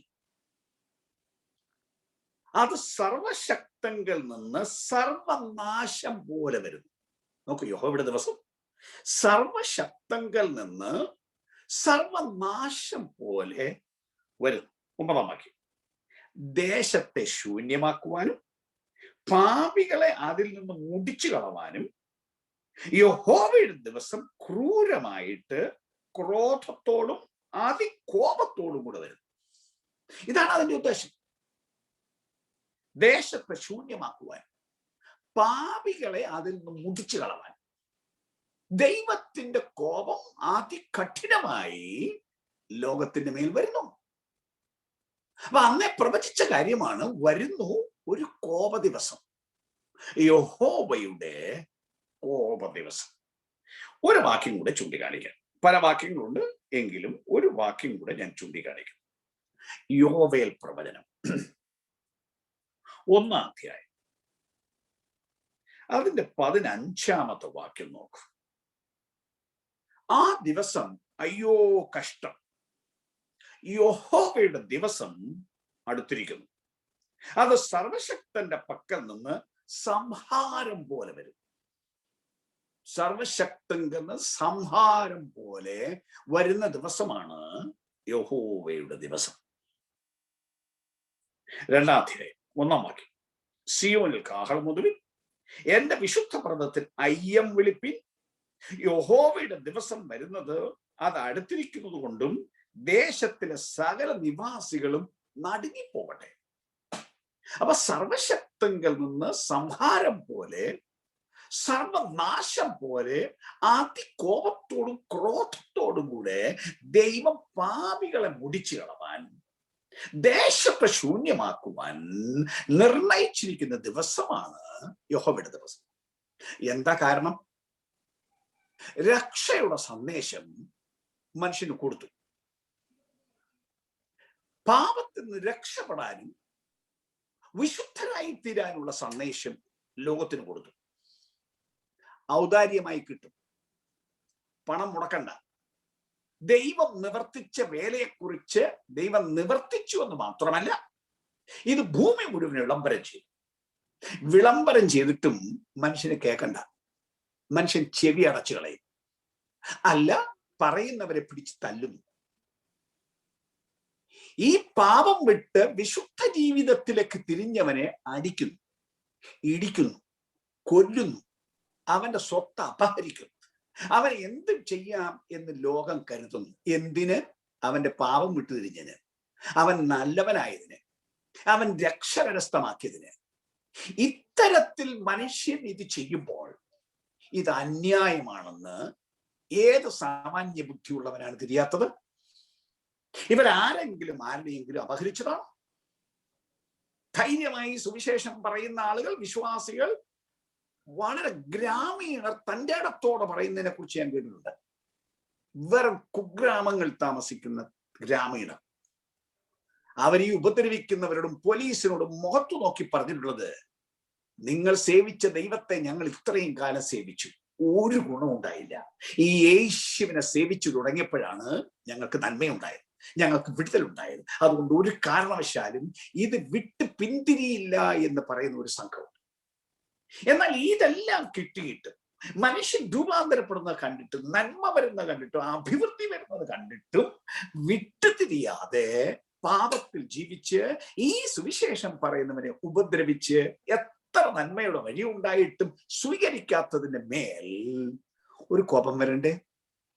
ഒരു ന്യായവിധി വരണ്ടേ? രക്ഷ വേണ്ട എന്ന് പറയുന്നവർ പിന്നെ ശിക്ഷയല്ലാതെ എന്താ കിട്ടേണ്ടത്? അപ്പൊ അങ്ങനെ ആവർത്തിച്ച് രക്ഷിക്കപ്പെടാൻ വഴിയുണ്ടായിട്ട് അത് അംഗീകരിക്കാതെ അതിനെ തള്ളിക്കളഞ്ഞവന്റെ മേൽ ദൈവത്തിന്റെ കോപം വരും. അതിനുള്ള കാലമാണ് ഈ കാലം. ഭീകരമായിരിക്കും ആ നാൾ. അഖിലാണ്ടത്തിനൊരുത്തിന് താങ്ങാൻ മേലാത്ത കാലമായിരിക്കും ആ കാലം. ദൈവം തന്റെ കോപം തന്റെ ജനത്തിന്റെ മേൽ ചൊരിയുമോ? ഒരു രാജ്യം വേറൊരു രാജ്യത്തോട് യുദ്ധം പ്രഖ്യാപിക്കുന്നതിന് മുമ്പ് അതിന്റെ പൗരന്മാരെ തിരിച്ചു വിളിക്കില്ലേ? അതിന്റെ അംബാസഡേഴ്സിന് വിവരം കൊടുത്ത് അവരെ എല്ലാ രാജ്യത്തിലെ എല്ലാ പ്രധാനികളെയും മടക്കി വരുത്തില്ലേ? അങ്ങനെയെങ്കിൽ ദൈവമാണോ പിന്നെ തന്റെ ജനത്തെ ഈ രാജ്യത്തിട്ട് ദൈവത്തിന്റെ കോപം കൊണ്ട് ദൈവത്തിന്റെ ജനത്തെ ദണ്ഡിപ്പിക്കുമെന്ന് പറഞ്ഞാൽ എന്താണെന്ന് ഈ പറയുന്നതിന്റെ ലോജിക്ക്? അപ്പൊ എന്താണ് മഹോപദ്രവെന്ന് തിരിച്ചറിയാതെയാണ് ഇതിലൂടെ ജനം ദൈവസഭ കടന്നു പോകണമെന്ന് പറയുന്നത്. ഇനി എന്താണ് ഈ മഹോപദ്രവം നോക്കാം. യേശു തന്റെ ജനത്തെ ചേർത്ത് കഴിഞ്ഞാൽ പിറ്റേന്ന് തുടങ്ങുന്ന ദിവസമാണ് കാലമാണ് ഈ പറയുന്ന മഹാ ഉപദ്രവം. എന്ത്? ദൈവകോപത്തിന്റെ കാലം. സുപ്രസാദകാലം കഴിഞ്ഞു, വാങ്ങിയില്ല, സ്വീകരിച്ചില്ല. അപ്പൊ അതുകൊണ്ട് കോപം വരുന്നു. ഇവിടെ സംഭവിക്കുന്നത് എന്തെന്നറിയാം? ഒരു കാര്യം കൂടെ ചൂണ്ടിക്കാണിച്ചിട്ട് വിശദീകരണം പറയാം. മിസ്രയീമിൽ ഫറവോന്റെ ഒരിക്കൽ ദൈവം മോശയെ വിട്ട് പറയിച്ചു, എന്റെ ജനത്തെ വിട്ടേ, എന്നെ ആരാധിപ്പാൻ എന്റെ ജനത്തെ വിട്ടേ. ഫറവോൻ പറഞ്ഞു, ഏത് ദൈവം? എനിക്കങ്ങനെ ദൈവത്തെ അറിയില്ല, പൊയ്ക്കോ മര്യാദയ്ക്ക്. ഈ ജനത്തെ മെനക്കെടുത്താൻ വന്നിരിക്കുന്നു, പണി ചെയ്യുന്ന ജനത്തെ മെനക്കെടുത്തി നീ ഇല്ലാത്ത കുഴപ്പമുണ്ടാക്കാൻ വന്നിരിക്കുന്നു. ഞാൻ വിട്ടയക്കത്തില്ല. ദൈവം ബാധകൾ ഓരോന്ന് അയക്കാൻ തുടങ്ങി. ആദ്യത്തെ 2 തന്റെ മന്ത്രവാദികളും ചെയ്തു.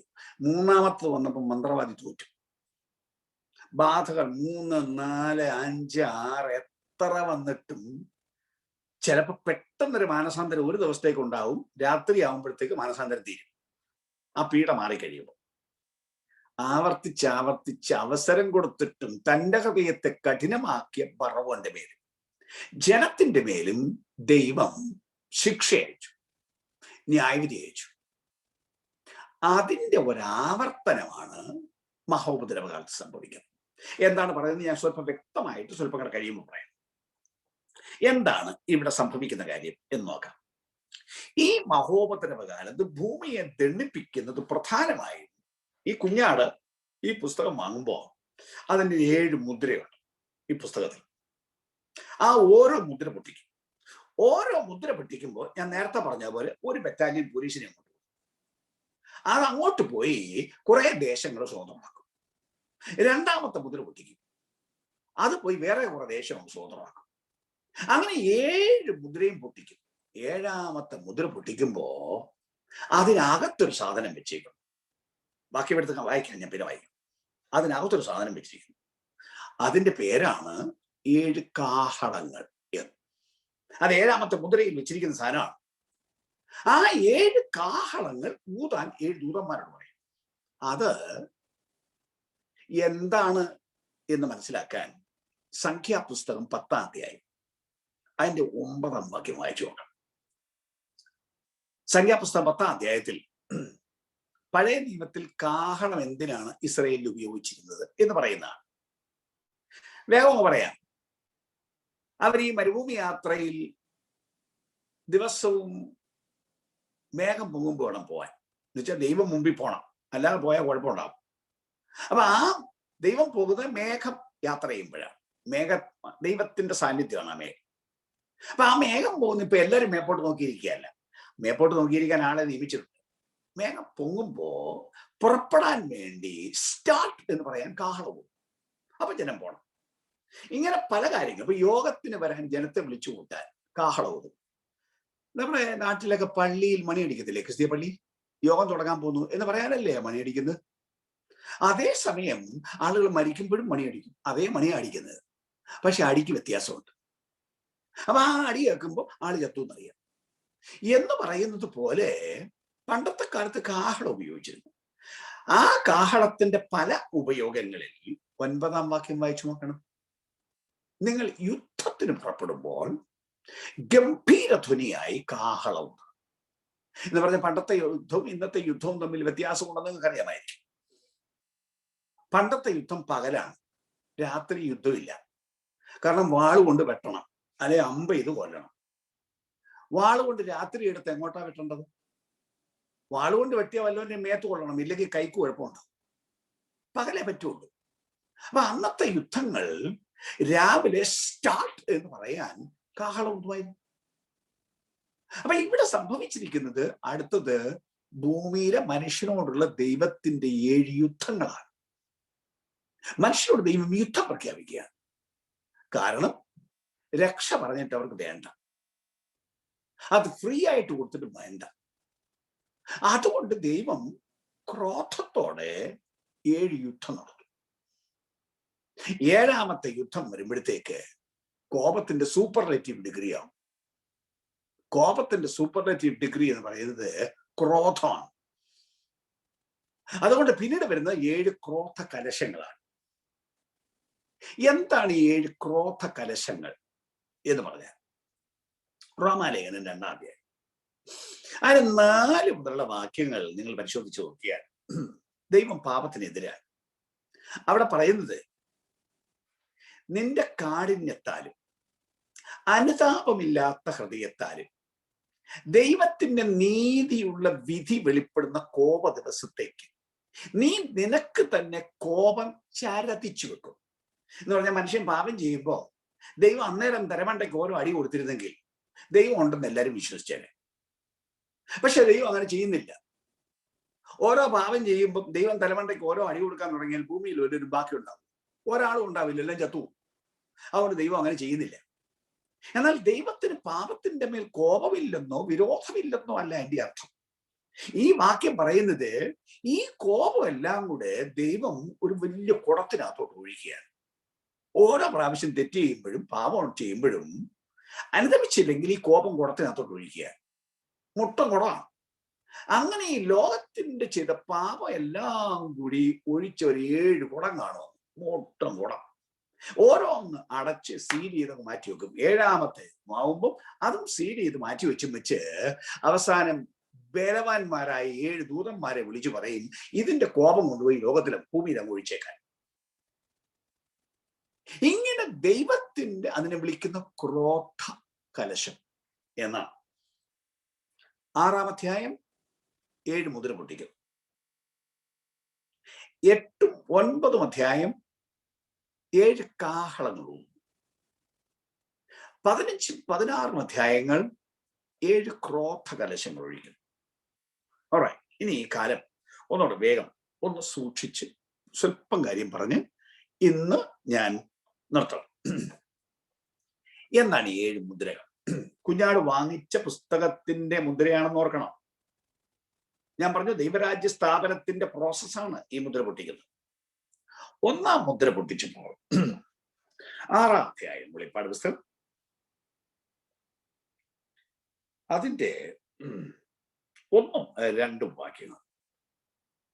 കുഞ്ഞാട് മുദ്രകളിൽ 1 പൊട്ടിച്ചപ്പോൾ നീ വരിക എന്ന് 4 ജീവികളിൽ 1 ഇടിമുഴക്കം പോലെ പറയുന്നത് ഞാൻ കേട്ടു.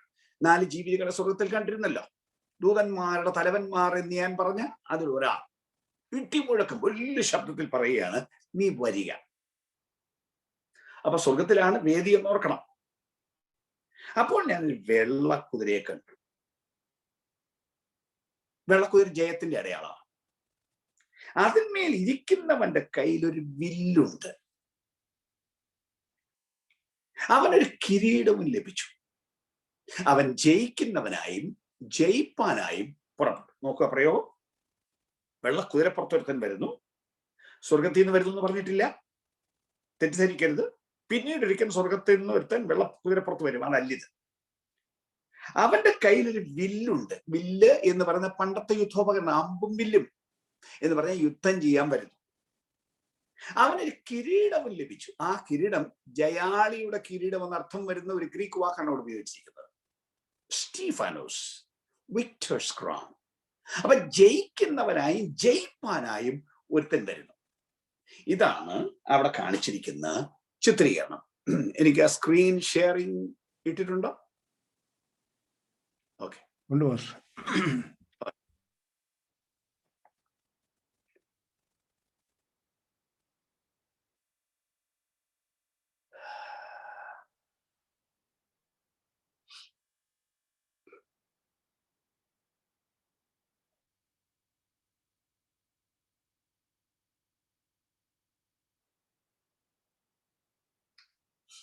മേലാൽ സംഭവിക്കാനുള്ള കാര്യം. ആദ്യത്തത് 7 കാഹളങ്ങൾ, ദി 7 seals. അത് കഴിഞ്ഞിട്ട് 7 കാഹളങ്ങൾ, ദൂതനോതുന്നു 7 കാഹളങ്ങൾ. അത് കഴിയുമ്പോൾ 7 വലിയ കുടങ്ങൾ. ഈ കുടങ്ങളിൽ ദൈവത്തിന്റെ കോപം നിറച്ചു വെച്ചിരിക്കുന്നു. അത് ഒഴിക്കാനായി ദൂതന്മാരെ പറഞ്ഞു, the 7 vials, wrath vials.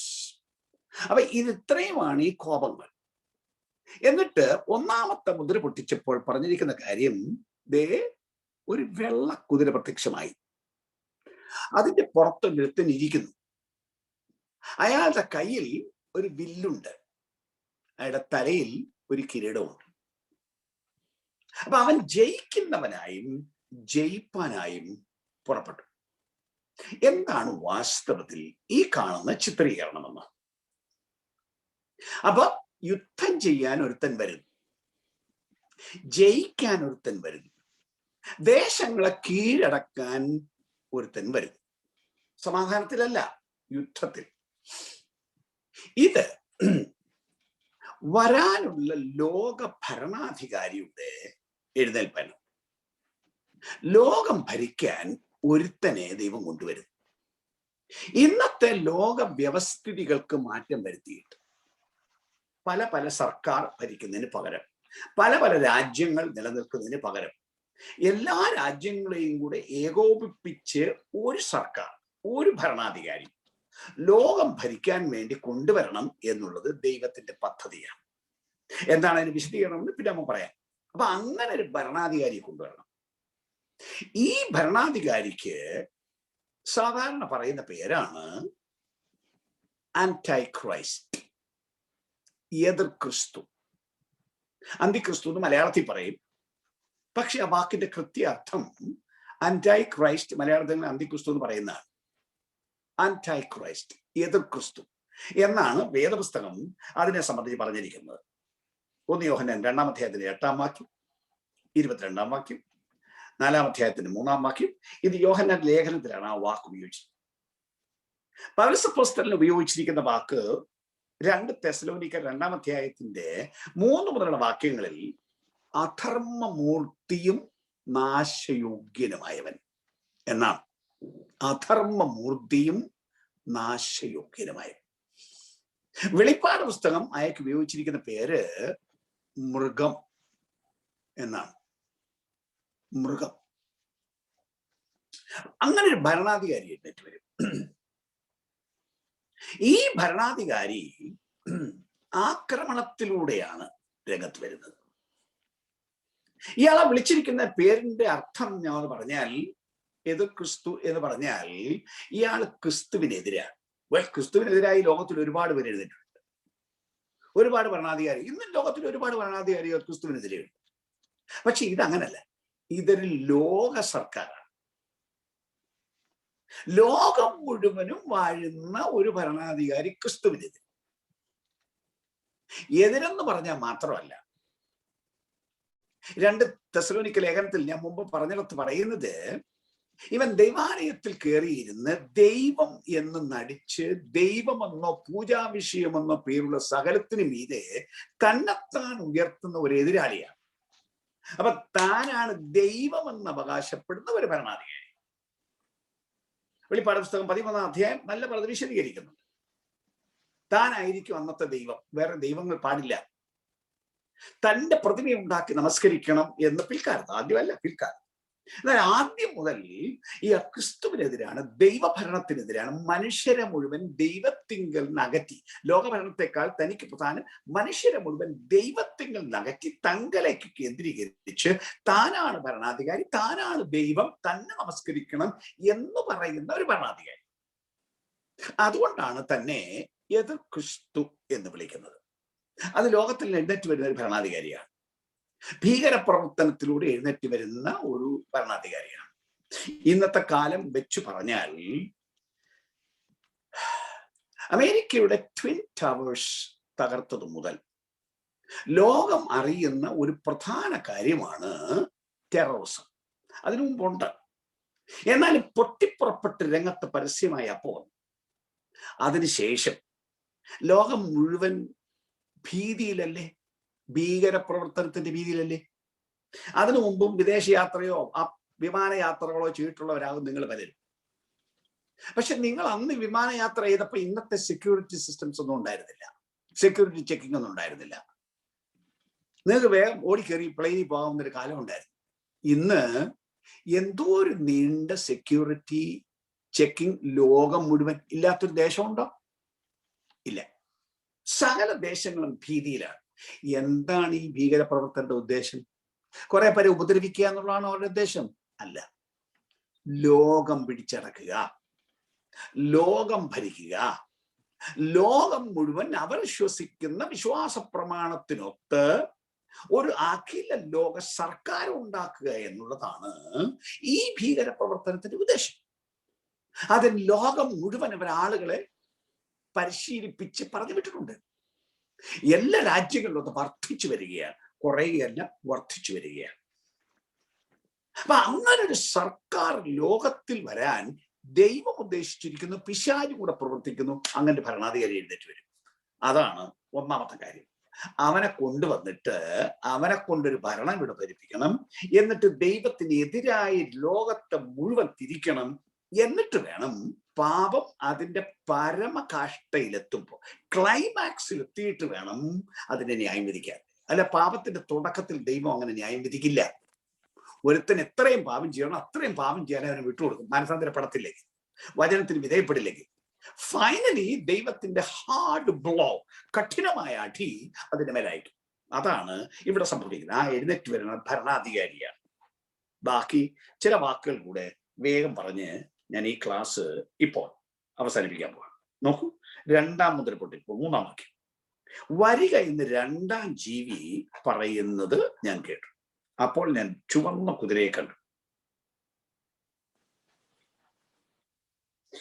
അതിന്റെ പുറത്തിരിക്കുന്നവന് മനുഷ്യർ അന്യോന്യം കൊല്ലുവാൻ തക്കവണ്ണം ഭൂമിയിൽ നിന്ന് സമാധാനം എടുത്തു കളവാൻ അധികാരം ലഭിച്ചു. ഒരു വലിയ വാളും അവന് കിട്ടി. 2-ാമത്തെ മുദ്രപട്ടികയാണ്. ഞാൻ പറഞ്ഞല്ലോ, ഭൂമി കൈവശമാക്കുവാനുള്ള ദൈവപ്രവർത്തികൾ തുടങ്ങിയിരിക്കുകയാണ്. കിങ്ഡം ഓഫ് ഗാഡ് എസ്റ്റാബ്ലിഷ്മെന്റ് പ്രോസസ്സാണ്. അവന് കിട്ടിയിരിക്കുന്ന ഒരു ചുവന്ന കുതിര. ചുവന്ന കുതിര എന്ന് പറഞ്ഞാൽ രക്തച്ചൊരിച്ചിലാണല്ലോ, വിപ്ലവമാണല്ലോ അത് കാണിക്കുന്നത്. അതിന്റെ പുറത്തിരിക്കുന്നവന് മനുഷ്യർ അന്യോന്യം കൊല്ലുവാൻ തക്കവണ്ണം ഭൂമിയിൽ നിന്ന് സമാധാനം എടുത്തു കളയേണ്ടതിന് അധികാരം കിട്ടി. അപ്പൊ ആ ന്യായവിധി ദൈവത്തിലാണ് വരുന്നത്, അല്ല ഭരണകർത്താവിൽ നിന്ന് വരുന്നതല്ല. ഭരണകർത്താവിനെ എഴുന്നേൽപ്പിച്ചു എന്നുള്ള കാര്യം പിന്നെ പറയും. ദൈവത്തിൽ വരുന്ന ന്യായവിധിയാണ് ഭൂമിയിൽ നിന്ന് സമാധാനം അങ്ങ് എടുത്തു കളയും. ഒരു മനുഷ്യന് സമാധാനമില്ല. എത്രത്തോളം സമാധാനം എടുത്തു കളയും? മനുഷ്യർ അന്യോന്യം കൊല്ലത്തക്കവണ്ണം മനുഷ്യന് ഭ്രാന്ത് കയറിയതുപോലെ. ഇന്ന് മനുഷ്യന് സമനില തെറ്റിയാൽ, അതിനാണല്ലോ ഭ്രാന്ത് എന്ന് പറയുന്നത്. ഭ്രാന്ത് വന്നാൽ അയാൾ എന്ത് ചെയ്യുമെന്ന് പറയാൻ പറ്റുമോ? നിങ്ങളുടെ സഹോദരനാണ്, സഹോദരിക്കാണ് ഭ്രാന്ത് വന്നതെങ്കിൽ വീട്ടിൽ സ്വതന്ത്രമായി വിട്ടേക്കാൻ പറ്റില്ലല്ലോ. ഒന്നുകിൽ മുടിയിൽ അടച്ചിടും, ഇല്ലെങ്കിൽ അവരെ അതിന് ചികിത്സയ്ക്ക് ഉണ്ടാക്കും. കാരണം അവരെന്തും കാണിച്ചേക്കാം. അടുക്കളയിൽ പോയി കത്തി എടുത്തോന്ന് ബാക്കിയുള്ളവർ അരിഞ്ഞിട്ടോന്ന് വരാം, എന്തും ചെയ്യാം. ലോകത്തിൽ അങ്ങനെ ഒരു നില വരുന്നു. ലോകത്തിൽ എത്രയോ മനുഷ്യർ മാനസിക സമനില വിട്ട് സ്വന്തം മക്കളെ തല്ലിക്കൊന്നത്. എനിക്കറിയാവുന്ന ഒരിടത്ത് തന്റെ സ്വന്തം മകനെ കാലെ പിടിച്ചോട്ട് ഇങ്ങോട്ട് എടുത്ത് തറയിലോട്ട് ഒറ്റ അടി അടിച്ചു തരാം, എന്നിട്ട് വേറൂരി. അപ്പൊ തന്റെ സഹോദരൻ ഓടി വന്ന് കൊച്ചിനെ വാരി എടുത്തോണ്ട് ഓടി. ഞങ്ങളുടെ അടുത്താണ് സംഭവം. ഈ അനിയൻ വീട്ടിൽ ചെന്ന് പുരയ്ക്കകത്തോട്ട് കയറി വെട്ടുകത്തി എടുത്തോണ്ട് പുറകെ ഓടി, വെച്ചിട്ട് പോടായില്ല നിന്നെ കൊല്ലുന്നു. അങ്ങോട്ട് ചെന്ന് കൊച്ചിനെ അവൻ അനിയൻ വെച്ചിട്ട് പോയി. ഇങ്ങോട്ട് എടുത്ത് പാറയിലോട്ട് ഒറ്റ അടിയും കൊടുത്തു, കൊച്ചിയെത്തു. ഓൾ ഓഫ് എ സഡൻ ഉണ്ടായ ഒരു മാനസിക വിഭ്രാന്തി. അല്ല, വേറെ ഒരു കുഴപ്പമില്ല. ലോകത്തിൽ എത്ര കൂട്ടക്കൊലകൾ ഇത്തരം നടക്കുന്നു. ലോകം അതിലേക്ക് പോകും. കാരണം സമാധാനം ദൈവം എടുത്തു കളയും. എന്തുകൊണ്ട്? യോഹന്നാന്റെ സുവിശേഷത്തിൽ പറയുന്ന പോലെ, എന്റെ സമാധാനം ഞാൻ നിങ്ങൾക്ക് തന്നേച്ചു പോകും. ലോകം തരുന്ന പോലെയല്ല, എത്ര വേണേ എടുത്തു തന്നേച്ചു പോകുന്നു. At your disposal. ഇങ്ങനെ സമാധാനം ഔദാര്യമായി എല്ലാവർക്കും തരാമെന്ന് പറഞ്ഞിട്ട് ഇത് വേണ്ടാതെ ഇത് തള്ളിക്കളഞ്ഞാൽ അവസാനം സമാധാനത്തിന്റെ വാതിലടയ്ക്കും, രക്ഷയുടെ വാതിലടയ്ക്കും. പിന്നെ ഒരുത്തനും സമാധാനം ഉണ്ടാവില്ല. മാനസിക സമനില തെറ്റി ലോകം മുഴുവൻ ഒരുതരം ഭ്രാന്തന്മാരുടെ ലോകമായി. വീട്ടിനകത്ത് പാർക്കാൻ പറ്റില്ല. ഓഫീസിൽ പോയാൽ അടുത്തവൻ എന്ത് ചെയ്യുമെന്ന് പറയാൻ പറ്റില്ല. റോഡിൽ പോയാൽ അടുത്തവൻ എന്ത് ചെയ്യാൻ പറ്റുമെന്ന് പറ്റില്ല. ഭ്രാന്ത് കയറി അന്യോന്യം കൊല്ലുന്ന ഒരു കൊലക്കളമായി ലോകം മാറും. ഞാൻ ഒന്നുകൂടെ പറയുന്നു, കാരണം ഔദാര്യമായി സമാധാനം കൊടുക്കാമെന്ന് പറഞ്ഞിട്ട് വേണ്ട എന്ന് പറഞ്ഞ് തള്ളിക്കളഞ്ഞ ലോകം അന്യോന്യം കൊല്ലുന്ന കൊലക്കളമായി മാറും. ദൈവത്തിന്റെ രക്ഷ പ്രധാനമാണ്. ദൈവത്തിന്റെ ദാനം പ്രധാനമാണ്. അത് മനുഷ്യൻ സ്വീകരിക്കണം. ഇതിന്റെ വില യേശു കൊടുത്തു. അടുത്തു വരുന്ന ആർക്കും സമാധാനം കൊടുക്കും. ജാതി ചോദിക്കില്ല, കുലം ചോദിക്കില്ല, പണം ചോദിക്കില്ല.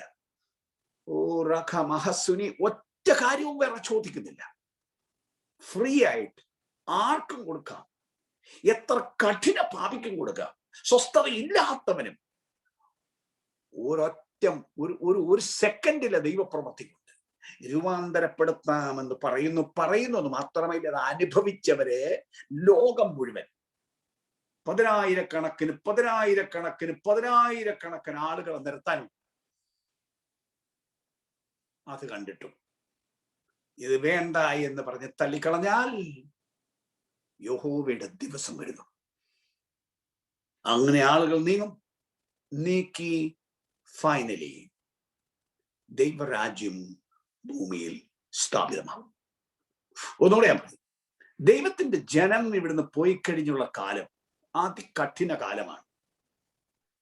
ഈ ഭൂമിയിൽ കിടക്കാൻ തയ്യാറാവരുത്. യേശുവിന്റെ വരവിങ്കൽ പോകണം ജനം. പോയില്ലെങ്കിൽ എന്ത് സംഭവിക്കും എന്നതാണ് ചൂണ്ടിക്കാണിക്കുന്നത്. എനിവേ, ഇവിടെ ദൈവരാജ്യം സ്ഥാപിതമാകും. ദൈവരാജ്യം സ്ഥാപിക്കുന്നതിനെ തടയാൻ ഒരു ശക്തിക്കും കഴിയില്ല. തടഞ്ഞു നിൽക്കുന്നത് കുറെ ഭരണമാണ്. ആ ഭരണത്തെ ദൈവം എന്ത് ചെയ്യാൻ പോകുന്നു എന്ന് ഇവിടെ പറയാൻ പോവാണ്. സകല ശക്തികളെയും നീക്കി നിർമൂലമാക്കി ദൈവത്തിന്റെ പോലീസ്, ദൈവത്തിന്റെ സേന ഈ ലോകം സ്വതന്ത്രമാക്കാൻ പോകും. ഈ ലോകം ദൈവാധിപത്യത്തിന്റെ കീഴിൽ കൊണ്ടുപോകാൻ. ഈ സുവിശേഷത്തിന്റെ വില, ഓ ഹല്ലേലൂയ, ഇന്ന് ജനത്തിന് അറിയില്ലെങ്കിൽ ഒരു ദിവസം അതിന്റെ മഹത്വം മുഴു ലോകത്തിനും വെളിപ്പെടുത്തും. ഭറമോന്റെ മേൽ വന്ന ദൈവപ്രവൃത്തി പോലെ, മിസ്രയീമിന്റെ മേൽ വന്ന ദൈവപ്രവൃത്തി പോലെ അഖിലാണ്ടം മുഴുവൻ ദൈവപ്രവൃത്തി ഉണ്ടാകുകയും ദൈവരാജ്യം ഭൂമിയിൽ അക്ഷരാർത്ഥത്തിൽ സ്ഥാപിതമാകുകയും ചെയ്യും. എന്താണ് നമുക്ക് ഇന്ന് പറഞ്ഞു നിർത്താനുള്ള സന്ദേശം? ദൈവത്തിന്റെ ultimate purpose is the establishment of his kingdom. ദൈവരാജ്യം സ്ഥാപിച്ചേ തീരൂ. ഇതുണ്ടാക്കിയവൻ ഇതിനെ ഭരിക്കണം. ഇതിന് വേണ്ടത് കൊടുത്തവൻ ഇതിനെ ഭരിക്കണം. ഇതിനെ രക്ഷിച്ചവൻ ഇതിനെ ഭരിക്കണം. പാപി അല്ല ലോകം ഭരിക്കേണ്ടത്. മോഷ്ടിക്കുകയും അറുക്കുകയും മുടിക്കുകയും ചെയ്ത പിശാചല്ല ലോകത്തെ വാഴേണ്ടത്. മനുഷ്യന്റെ പാപത്താൽ ഇങ്ങനെ സംഭവിച്ചിരിക്കുകയാണ്.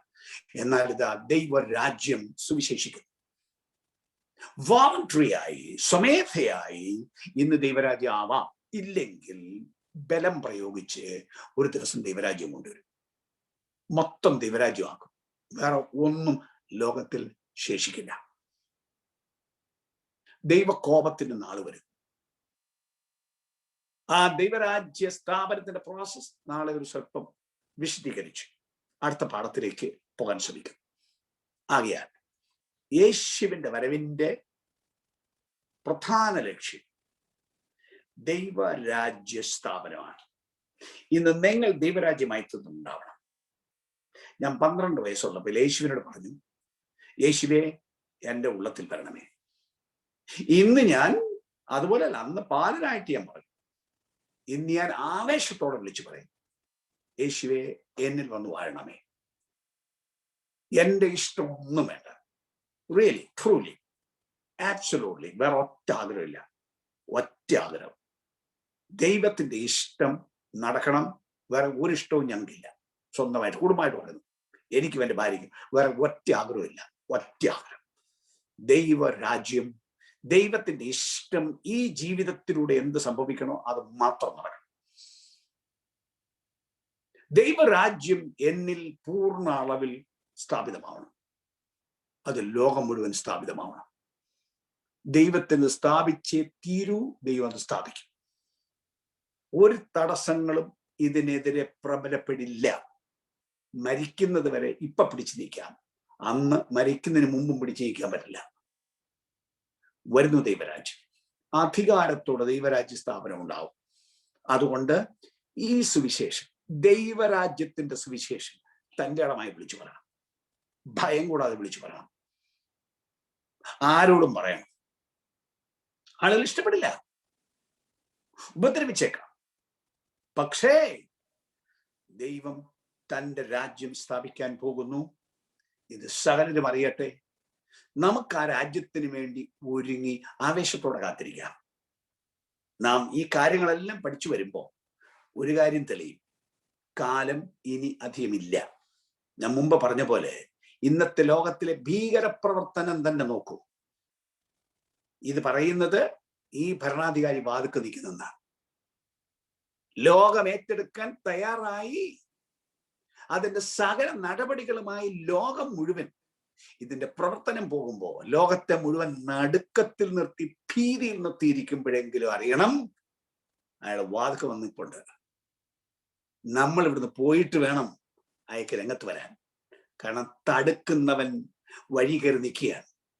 അധർമ്മമൂർത്തി, നിന്നിപ്പൊ പ്രത്യക്ഷാൻ പറ്റില്ല എന്ന് പറഞ്ഞ് ധർമ്മമുള്ള, നീതിയുള്ള, ദൈവഭക്തിയുള്ള ഒരു സമൂഹം, അവരെ നടത്തുന്ന പരിശുദ്ധാത്മാവൻ തടഞ്ഞു നിൽക്കുകയാണ്. ഇവര് മാറിക്കഴിഞ്ഞാൽ ആ സെക്കൻഡിൽ അധർമ്മമൂർത്തി വെളിപ്പെട്ടു വരും. കാലമില്ല, ഉറങ്ങാൻ കാലമില്ല, വഴക്കിടാൻ കാലമില്ല, തിന്മ ചെയ്യാൻ കാലമില്ല. ദൈവത്തിന്റെ രാജ്യം സമീപിച്ചിരിക്കുന്നു. യേശു വരും. ഒരുങ്ങി വിശുദ്ധമായി ജീവിക്കാം. അതാണ് ഈ വെളിപ്പാട് പുസ്തകത്തിന്റെ വലിയ സന്ദേശം. യേശുവിന്റെ മഹത്വം വെളിപ്പെടാൻ പോകുന്നു. ഒരുങ്ങി ജീവിക്കാം. ഇന്ന് ഈ വചനം കൊണ്ട് ദൈവം നമ്മെ അനുഗ്രഹിക്കട്ടെ. ഒന്നുകൂടെ പറയുന്നു, മനുഷ്യരെ ഈ വചനം കേൾപ്പിക്കാൻ പരമാവധി ഉത്സാഹിക്കണം. ഈ സൂം മീറ്റിംഗിൽ കയറാൻ പറ്റിയില്ലെങ്കിൽ ഇതിന്റെ മറ്റ് സിസ്റ്റംസ്, ഫേസ്ബുക്കിലാകട്ടെ യൂട്യൂബിലാകട്ടെ, കയറി വചനം കേൾക്കാൻ നിങ്ങൾക്ക് ആരെയെല്ലാം സ്വാധീനിക്കാൻ കഴിയുമോ അവരെ എന്റെ പ്രസംഗം കേൾപ്പിക്കാൻ വേണ്ടിയല്ല. അതൊന്നും എനിക്കൊരു പ്രശ്നമല്ല. ദീർഘവർഷങ്ങളായിട്ട് ഞാൻ പ്രസംഗിക്കുന്നതാണ്. പ്രസംഗം എല്ലാവരും കേൾക്കണമെന്നുള്ളത് ദൈവത്തിന്റെ പർപ്പസ്. എന്നാൽ നിങ്ങൾക്ക് നിങ്ങളുടെ സ്നേഹിതർക്ക് വേണ്ടി ചെയ്യാൻ കഴിയുന്ന ഏറ്റവും വലിയ കാര്യമാണ് വരാൻ പോകുന്ന ഭീകര കാലത്തെക്കുറിച്ച് ബോധമുള്ളവരായി അതിൽ നിന്ന് ഒഴിഞ്ഞു മാറുവാൻ നിങ്ങളുടെ സഹോദരങ്ങളെ സഹായിക്കുന്നത്, നിങ്ങളുടെ കുടുംബാംഗങ്ങളെ സഹായിക്കുന്നു. അതുകൊണ്ട് അതിനുവേണ്ടി നമുക്ക് തന്നെ ഏൽപ്പിച്ചു കൊടുക്കാം. ദൈവം നമ്മെ സന്ദർശിച്ച് അനുഗ്രഹിക്കട്ടെ. Back to you pastor Thomas. Amen. Hallelujah. സ്തോത്രം. Thank you, Pastor. Thank you for the blessed word of God. വളരെ അനുഗ്രഹിക്കപ്പെട്ട ദൈവവചനം രാത്രികാലം പഠിപ്പാനായിട്ട് മർമ്മങ്ങളെ മനസ്സിലാക്കുവാൻ തക്കോണം കർത്താവ് നമ്മെ ഏവരെ സഹായിച്ചുവല്ലോ. Reverend doctor T J Samuel സാറിന് ഞങ്ങളുടെ സ്നേഹവന്ദനവും നന്ദിയും അറിയിക്കുന്നു. ഇപ്രകാരം ഒരുമിച്ച് ഈ പ്ലാറ്റ്ഫോമിൽ കടന്നു വന്നിരിക്കുന്ന എല്ലാ ദൈവദാസന്മാരെയും ദൈവമക്കളെയും ഓർത്ത് ഞാൻ ദൈവത്തെ സ്തുതിക്കുകയും ദൈവനാമത്തില് നന്ദി പറയുകയും ചെയ്യുന്നു. അതോടൊപ്പം തന്നെ ലൈവില് ഈ ക്രിസ്ത്യൻ ലൈവ് ചാനലിൽ കൂടെ വാച്ച് ചെയ്യുന്ന അനേകരുണ്ട്. ഈ സമയത്ത് ഫേസ്ബുക്ക് ലൈവിൽ കൂടെ വാച്ച് ചെയ്യുന്നവരുണ്ട്. അവരെയൊക്കെ ഓർത്ത് ഞാൻ ദൈവത്തെ സ്തുതിക്കുന്നു, സ്തോത്രം ചെയ്യുന്നു. കർത്താവിന്റെ ദാസൻ പറഞ്ഞതുപോലെ തന്നെ കർത്താവിന്റെ രാജ്യം സമീപിച്ചിരിക്കുന്നു, കർത്താവ് വരാറായി. നമ്മൾ